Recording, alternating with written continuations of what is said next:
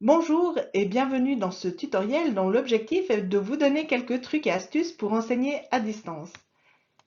Mon nom est Nathalie Sarrazin et je vais vous présenter ce qu'il faut faire avant même de commencer votre cours. Vous devez vous préparer parce que s'il y a une évidence que vous savez déjà, c'est que on ne peut pas improviser un enseignement à distance. Au contraire de la présence ou éventuellement s'il vous manque un petit bout de votre scénario pédagogique, vous pouvez improviser. À distance, c'est très compliqué. Donc, il va falloir anticiper tout ce que vous voulez faire. Ça veut dire repenser votre scénario pédagogique, repenser ce que vous allez faire durant le cours, mais surtout réfléchir à toutes les activités que vous aurez imaginées pour vos apprenants.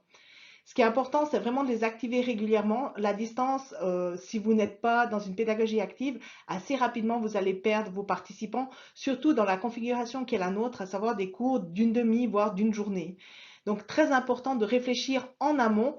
Qu'est-ce que je veux leur faire faire? Qu'est-ce que moi je vais faire? Est-ce que je leur donne du travail avant pour qu'ils amènent eux-mêmes des exemples, des images, etc.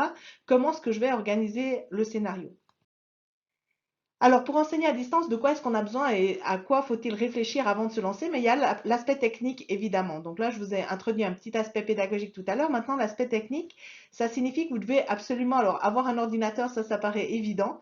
Mais si on vous a mis un laptop là, c'est que le laptop a cette différence d'un ordinateur fixe qu'il est nativement équipé d'une caméra. Donc la webcam est indispensable. Si vous avez un ordinateur fixe, évidemment, il faudra vous en équiper d'une. Ensuite, vous avez besoin d'un logiciel de visioconférence et là, souvent, c'est l'institut ou l'école qui vous engage, qui va vous fournir son logiciel préféré, étant clair que leur objectif, c'est d'avoir une cohérence entre les différentes formations et les différents cours offerts, que les apprenants soient toujours dans le même univers. Ici, je vous montre Teams, Zoom ou Skype. Finalement, l'outil est peu important, il y a des petites différences effectivement, mais vous allez voir qu'on va s'y faire. Ce qui est important, c'est d'être à l'aise avec cet outil-là. Et enfin, le dernier élément, alors je l'ai mis en parenthèse, mais c'est vrai qu'il est quand même appréciable, c'est de vous équiper d'écouteurs et de micros, alors sans fil en l'occurrence ici, mais il peut y avoir un fil vu que de toute façon vous n'allez pas beaucoup bouger. Par contre, ce qui est important, c'est qu'effectivement la qualité de ce que vous allez entendre de la part des participants et la qualité du micro pour le rendu que vous allez leur faire est bien meilleure si vous êtes équipé d'un tel dispositif. Donc l'environnement, bah, c'est clair que vous avez votre ordinateur, vous avez votre plan de cours aussi qui est là avec les activités que vous voulez faire. C'est très important de l'avoir sous les yeux, d'avoir peut-être des liens raccourcis qui vous permettent de rebondir sur ce que vous voulez leur faire.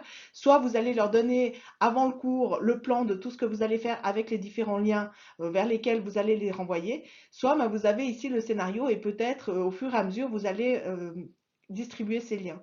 Vous avez aussi évidemment des stylos parce que c'est important pour corriger votre scénario au fur et à mesure que vous allez le dérouler. Et puis, ce que je vous conseille, c'est d'avoir un deuxième appareil. Ici, c'est une tablette, mais ça peut être votre smartphone qui vous permet par exemple d'activer, de lancer un quiz ou alors de vérifier une notion sur Internet ou alors encore de checker un mail si vous avez demandé de recevoir un élément. Donc ça, c'est important d'avoir deux appareils quand même et vu qu'en principe, vous l'avez votre smartphone, autant l'utiliser parce que effectivement, vous pouvez passer d'une fenêtre à l'autre sur votre propre ordinateur, mais c'est pas toujours aisé de le faire. Donc, pour enseigner à distance, vous avez un environnement qui va se composer, alors, en premier du support de cours, celui-là vous le connaissez vu que c'est ce que vous aviez déjà dans la classe traditionnelle. Donc le support de cours, évidemment, cette fois, il doit être numérique. Et puis vous allez le déposer avant le cours dans qu'est-ce qu'il faut dire, un LMS, donc un Moodle par exemple, où les apprenants auront accès. Ensuite, deuxième élément, c'est la visio qui permet aux participants de parler, évidemment. Donc l'idée, c'est vraiment de les activer tout au long de la classe pour qu'ils donnent leur avis, qu'ils échangent entre eux, etc. Et surtout peut-être qu'ils se voient. Et enfin, le dernier élément, c'est le chat qui vous permet alors d'écrire. Là, cette fois, les participants peuvent échanger entre eux en parlant par écrit avec des textes. Ils savent très bien le faire hein, depuis l'émergence de WhatsApp. Et aussi, ça vous permet de leur transmettre des URL pour qu'ils puissent suivre le cours ou aller voir différentes choses dont vous leur parlez. Très important, ces trois éléments qui sont distincts vont vous permettre en fait de garder le lien avec vos apprenants tout au long du cours.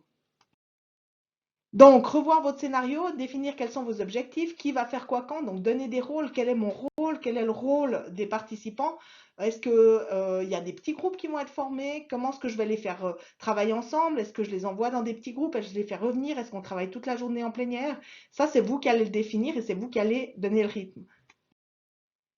Et enfin, le point le plus important, c'est que vous allez devoir préparer toutes les ressources dont vous aurez besoin. Alors évidemment, les ressources de type support de cours, on a l'habitude de les faire. Mais là, si vous voulez faire un quiz, il doit être prêt. Si vous voulez faire un dépôt de fichiers, il doit être prêt. Si vous voulez faire un document collaboratif, le lien doit être prêt à être partagé. Donc, vous devez vraiment anticiper. Et une fois que vous avez anticipé tout ça, ce que je vous recommande comme truc et astuce, c'est de garder votre navigateur avec toutes les fenêtres ouvertes de toutes ces ressources que vous avez créées, de manière à ne pas perdre de temps à rechercher peut-être un mot de passe ou une adresse, etc. Gardez bien tout sous la main, entre guillemets, au moment où vous allez démarrer le cours. Voilà, alors n'oubliez pas que quand vous allez donner votre cours, votre apprenant ne sera pas dans un environnement de salle de classe, il sera vraiment chez lui, peut-être dans sa cuisine ou dans son salon.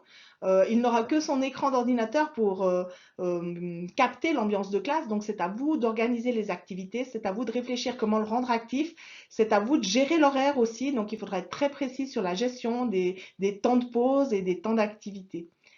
Voilà, il n'y a plus qu'à.